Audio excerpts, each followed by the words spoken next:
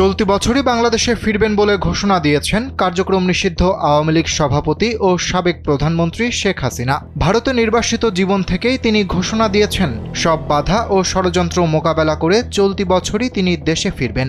ভারতীয় সংবাদ মাধ্যম এনডিটিভিকে দেওয়া এক বিশেষ ইমেইল সাক্ষাৎকারে তিনি এই ঘোষণা দেন। মৃত্যুদণ্ডের রায় মাথায় নিয়ে এবং দল নিষিদ্ধ হওয়ার পরও অনড় অবস্থানে রয়েছেন এই নেত্রী। প্রায় 2 বছর ধরে দেশের বাইরে থাকা শেখ হাসিনার দাবি, তার দেশে ফেরা ব্যক্তিগত উচ্চাকাঙ্ক্ষার বিষয় নয়, বরং মানুষের রাজনৈতিক অধিকার, গণতন্ত্র, আইনের শাসন এবং মুক্তিযুদ্ধের চেতনা পুনরুদ্ধারের সঙ্গে এটি জড়িত।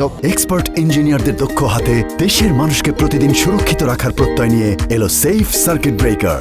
তিনি বলেন, ক্ষমতার জন্য নয়, মানুষের কল্যাণ এবং বঙ্গবন্ধুর সোনার বাংলা গড়ার লক্ষ্যেই তিনি রাজনীতি করেন। নিজের বিরুদ্ধে দেওয়া মৃত্যুদণ্ডের রায়কে তিনি অবৈধ, অসাংবিধানিক ও রাজনৈতিক উদ্দেশ্য প্রণোদিত বলে দাবি করেন। তার অভিযোগ, আওয়ামী লীগকে নেতৃত্বহীন করতেই বিচার বিভাগকে রাজনৈতিক প্রতিহিংসার হাতিয়ার হিসেবে ব্যবহার করা হয়েছে। সাক্ষাৎকারে শেখ হাসিনা আরও বলেন, তিনি মৃত্যুকে ভয় পান না।